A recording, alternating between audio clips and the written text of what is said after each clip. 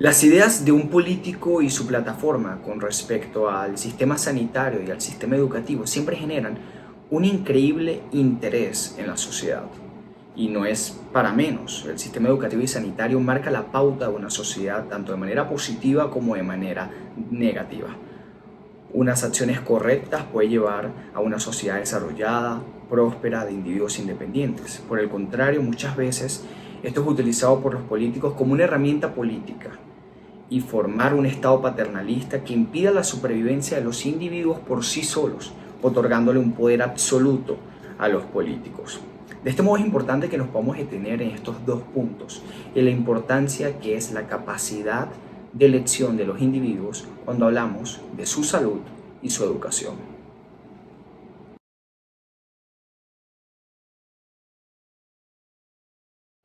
Soy Franklin Camargo y desde el año 2019 vivo en los Estados Unidos de América.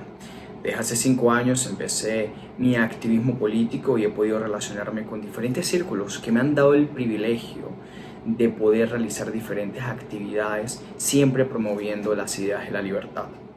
En Venezuela, cuando cursaba el tercer año en mi escuela de medicina, fui expulsado por oponerme al adoctrinamiento político y posteriormente también fui acusado de ser terrorista. Aquí en Estados Unidos de América he podido continuar mi formación y también mi activismo.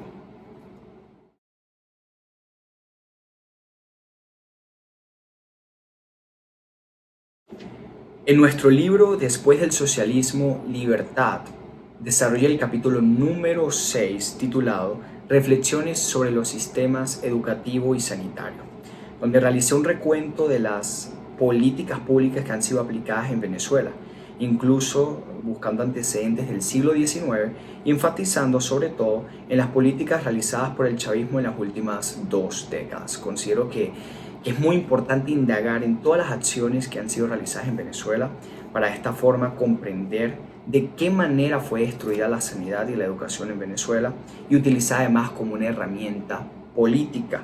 Para de esta forma entender a qué problema nos estamos enfrentando y dar un paso y avanzar hacia esas acciones que nos llevarán nuevamente a ser una sociedad próspera, siempre por supuesto abocado a la libertad de mercado y al respeto a la propiedad privada.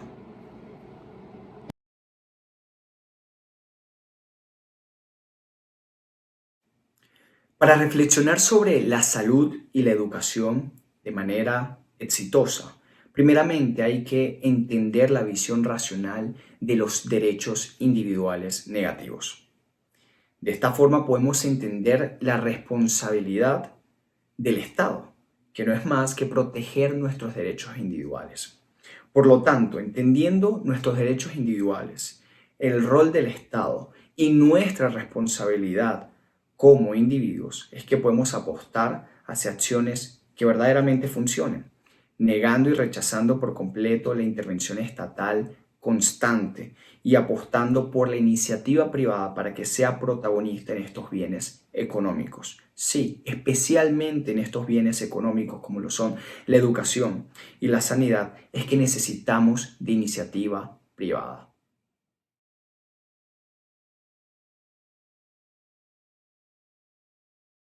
En las últimas 2 décadas, Venezuela ha sido sometido a un deterioro impresionante de su sistema educativo y sanitario.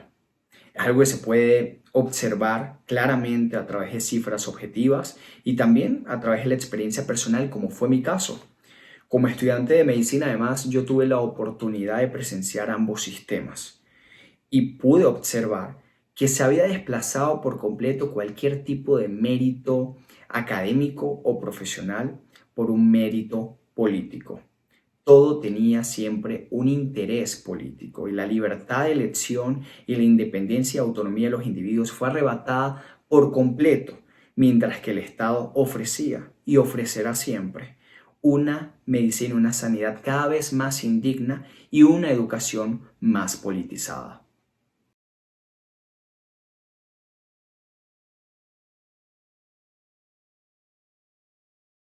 Venezuela atraviesa la peor crisis de Occidente. En cuanto a educación se refiere, 1.200 planteles han cerrado sus puertas.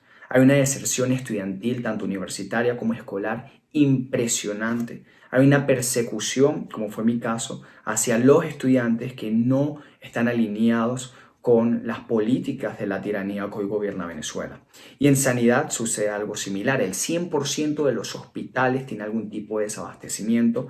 El 50% de los hospitales sufre algún tipo de problema eléctrico constantemente. El 72% de las salas de operación no están operativas ni activas en estos momentos. Se vive una situación terrible, incluso hay epidemia de difteria, de tuberculosis, de malaria. El socialismo hoy es un impedimento en Venezuela para la supervivencia de los individuos.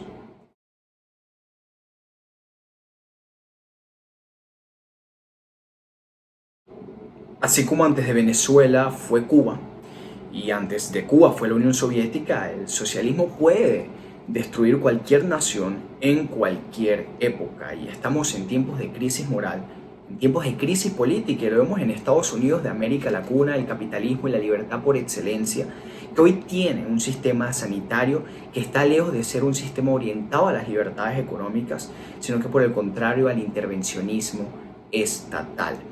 Por ello es tiempo de que podamos analizar de forma muy racional los diferentes modelos que pueden ser aplicados y como siempre la libertad económica y la iniciativa privada es lo que termina generando una sociedad libre y próspera.